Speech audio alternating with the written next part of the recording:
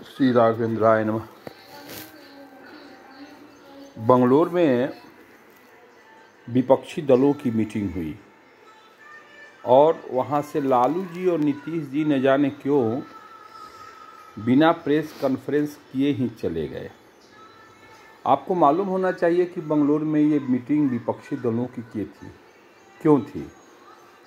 क्योंकि इन्हें नरेंद्र मोदी को हटाना है, इनका एकमात्र एजेंडा है। लेकिन किस तरह अवसरवादिता हावी है। आप जब समर्थन मांगा राज्यसभा में, कांग्रेस से नहीं मिला। फिर अब जब कांग्रेस ने मीटिंग बुलाई तो कांग्रेस ने कहा कि नहीं, हम समर्थन देंगे, आपको समर्थन देंगे। यानी अध्यादेश पर जो बिल लोकसभा से पास होकर के राज्यसभा में आएगा उसका कांग्रेस भी विरोध करेगी। ध्यान दीजिए, यही कांग्रेस है और यही आप है। अपने बच्चों की कसम खा करके बोले थे श्रीमान केजरीवाल कि हम कभी भी कांग्रेस से समझौता नहीं करेंगे, लेकिन कुर्सी के खातिर उन्होंने किया। इन्हें अफसरों का ट्रांसफर पोस्टिंग इसलिए चाहिए कि मात्र रिपेयर करने के लिए अपने रंग महल में जो 54 करोड़ रुपया का खर्चा इन्होंने किया है, 10 लाख के पर्दे आए हैं, इटालियन टाइल्स आई हैं। ये है कट्टर ईमानदार। शराब पिला करके दिल्ली वालों को इन्होंने सोचा, एक बोतल अगर आप शराब खरीदते हैं तो इनकी नीति थी एक बोतल फ्री। जब इसका विरोध हुआ और भारत सरकार ने इसकी जांच कराई तो इसकी परत दर परत खुलती गई और पता चला कि ये पैसे का करोड़ों रुपयों का खेल था, जिसके तार दिल्ली से लेकर के दक्षिण और पंजाब तक जुटे हुए थे, सिसोदिया साहब जेल में आबकारी मंत्री। अब केजरीवाल साहब अपनी छवि बचाने के लिए चाहते हैं कि ये जो शराब घोटाला हुआ या उनके जो मकान में 54 करोड़ रुपया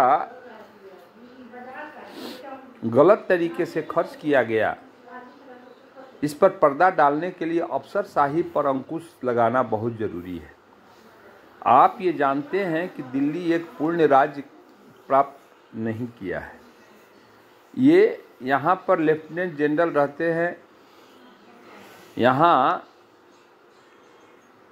चुनी हुई सरकार को वो सारे अधिकार प्राप्त नहीं हैं जो कि बिहार, उत्तर प्रदेश, पश्चिम बंगाल, तमिलनाडु, आंध्र और केरल को है, क्योंकि वो पूर्ण राज्य का दर्जा प्राप्त प्रांत हैं और ये केंद्र शासित प्रदेश में सुविधा के लिए बनाया गया है। ये भी है कि दिल्ली में हमारे प्रधानमंत्री रहते हैं, विदेशों से अमेरिका, फ्रांस, रसा, जर्मन के राष्ट्राध्यक्ष, राष्ट्रपति यहाँ आते हैं, उनकी सुरक्षा की जिम्मेवारी भारत सरकार की होती है। हाँ? इस तरह से भारत सरकार ने अफसरों की ट्रांसफर पोस्टिंग अपने पास रखी। श्रीमान केजरीवाल सुप्रीम कोर्ट गए और सुप्रीम कोर्ट का आजकल रवैया आप देख ही रहे हैं कैसा है।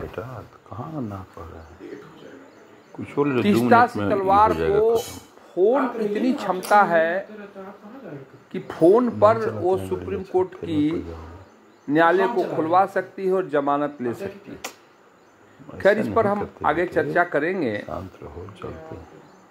तो आपके जो ये मुख्यमंत्री दिल्ली के हैं, इनकी आबकारी नीति और इनके मकान में जो घोटाला हुआ, उसके लिए इन्होंने हम आगे बढ़ते इनका हाथ चाहा कि साहब अफसरों की ट्रांसफर पोस्टिंग हमारे पास आ जाएगी तब मनमाने अफसरों का पोस्टिंग करा करके हम मामले को रफा दफा कर देंगे। सुप्रीम कोर्ट ने ऑर्डर तो दे दिया ट्रांसफर पोस्टिंग का अधिकार, दिल्ली के मुख्यमंत्री को, लेकिन भारत सरकार अध्यादेश ला करके, ऑर्डिनेंस ला करके इसको कैंसिल कर दी। अब 6 महीना के भीतर लोकसभा और राज्यसभा से इसको पारित कराना होता है। तो लोकसभा में तो श्रीमान नरेंद्र मोदी को बहुमत है, राज्यसभा में जुगाड़ करना है। उसी संदर्भ में केजरीवाल और कांग्रेस की नोकझोंक चलती थी। अंततः कांग्रेस मान गई कि हम राज्यसभा में नरेंद्र मोदी के द्वारा लाए गए जो ऑर्डिनेंस है, अध्यादेश है, उसका हम विरोध करेंगे। आप पार्टी की भी जान में जान आई, चलो कांग्रेस के समर्थन करने से हम ऑर्डिनेंस से कहीं बच जाए।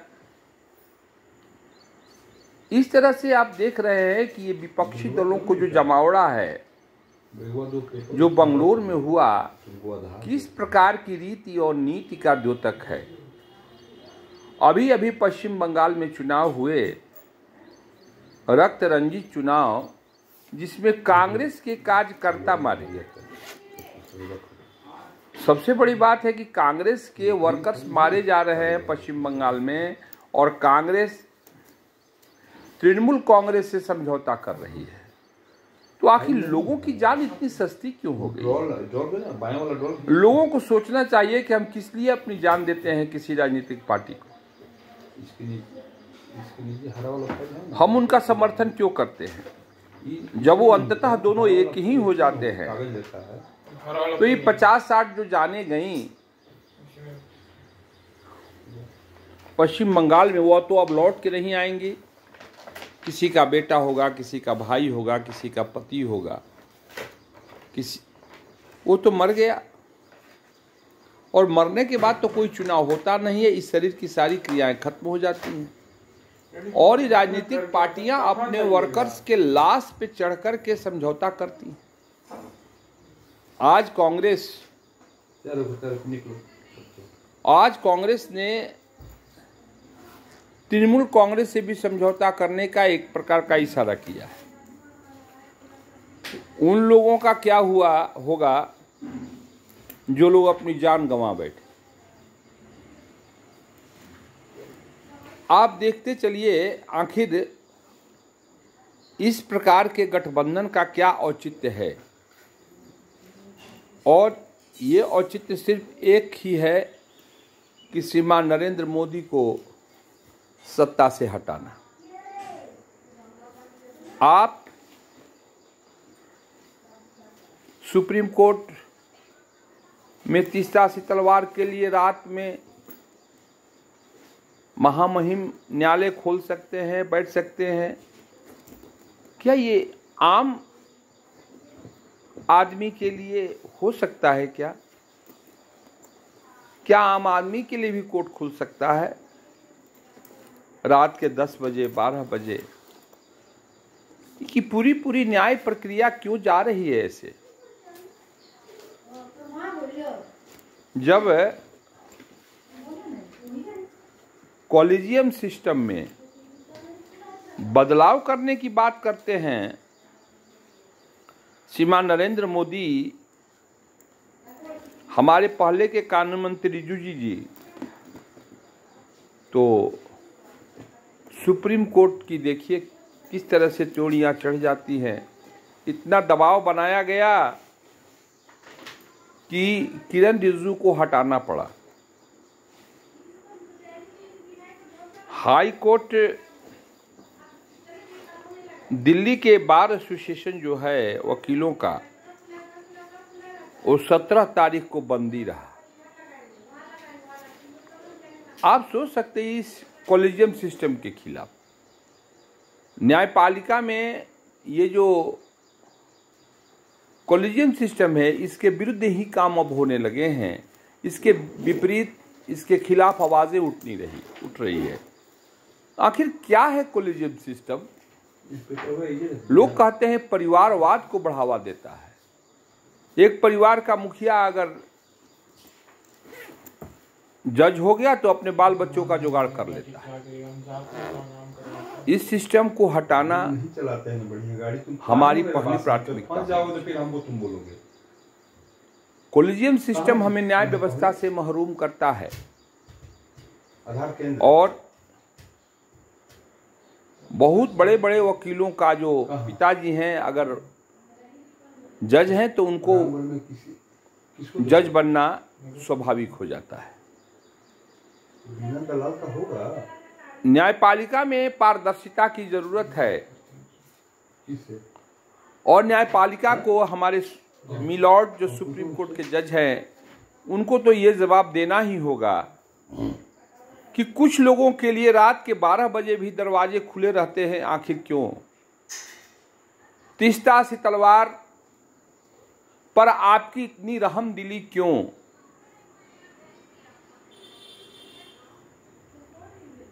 आप क्यों इतना रहमदिल रहते हैं? ये अपराधी अपराध करके सुप्रीम कोर्ट से जमानत को प्राप्त कर लेते हैं और अतीक अहमद ऐसे नहीं था। मुख्तार अंसारी ऐसे नहीं डॉन बना फिरा है।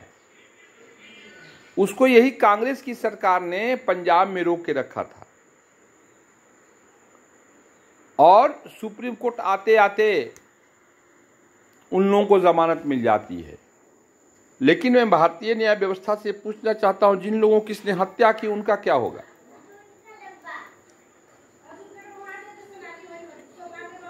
जिसका इन्होंने बलात्कार किया उसका क्या होगा? जिनकी जमीनें छीन ली, इनके पास इतनी अकूत संपत्ति आई कहां से? शायद हमें उस तरफ नहीं देखना चाहिए। भारत की जनता को मरने के लिए तैयार रहना चाहिए। अतीक अहमद में मानवाधिकार नजर आता है, संविधान को खोजा जाता है, लेकिन अतीक अहमद जेल में बुला करके जिस आदमी के फोर्सफुली चेक पे साइन करवाता है, हमारी न्याय व्यवस्था खामोश हो जाती है। आखिर क्यों? आपको जान करके आश्चर्य होगा कि 8-8, 10-10 जजों ने अतीक अहमद के केस को सुनने से इनकार कर दिया। क्यों? ये डरी हुई ही न्याय व्यवस्था, और मिलॉर्ड वहीं पर थे।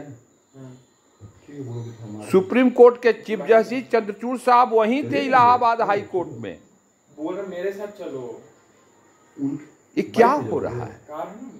न्याय के नाम पर इतना बड़ा तमाशा, इतना बड़ा झूठ जो भारतीय जनता को परोसा जाता है। मेरे बात समझ रहे हैं? ठीक है, क्या वो दिन दूर नहीं मम्मी को जो काम कि इस न्याय व्यवस्था के खिलाफ लोग सड़कों पे उतरेंगे और कहेंगे कि तुमने मुख्तार अंसारी के बेटे को जमानत क्यों दी? तुमने तीस्ता सी तलवार को जमानत क्यों दी? और ये करा लिए रहते सैकड़ों हत्या करने वाले लोग, जब हाई कोर्ट उस पर, हाई कोर्ट का कोई जज हिम्मत दिखा करके जोगी राज में उसे सजा सुनाता है, उसका ट्रांसफर क्यों किया जाता है? आपकी पारदर्शिता कहां है? आप जनता के प्रति जिम्मेवार कब होंगे? कोई ऐसे नहीं अतीक अहमद बन जाता है। उसके क्राइम पे पर्दे पड़ते जाते हैं। दरोगा और मामूली मजिस्ट्रेट क्या, हाई कोर्ट सुप्रीम कोर्ट तक जब पर्दे पड़ते हैं तो जान जाता है कि मैं डॉन हूं। मुख्तार अंसारी अपने ऊपर केस करा करके पंजाब के रोपड़ जेल में बंद था, जहां 25-25 कैदियों के रहने की व्यवस्था थी, अकेले सपरिवार रहता था। आखिर क्यों? इस पर महामहिम को ध्यान देना चाहिए, न कि तीस्ता सी तलवार को 12 बजे रात में जो है सो की जमानत दे देनी चाहिए। अगर हाई कोर्ट के हर फैसले गलत ही हैं सुप्रीम कोर्ट के नजर में, तो इससे हाई कोर्ट की उपयोगिता क्या है? और जब एक तीस्ता सी तलवार एक मामूली आदमी है, एक आम आदमी में उसमें कोई फर्क नहीं है, तो ये जनता को एहसास होना चाहिए कि हमारे लिए भी मिलोड रात के 12 बजे कोर्ट खोल करके बैठे होंगे। बदली हुई व्यवस्था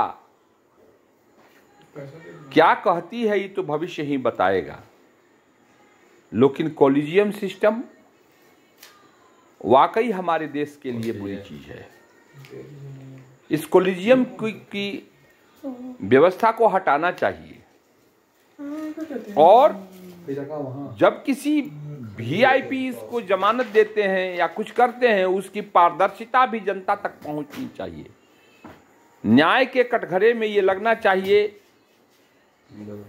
कि आम आदमी को भी सुप्रीम कोर्ट की चिंता है, सुप्रीम कोर्ट उसे भी अपना मानता है। धन्यवाद।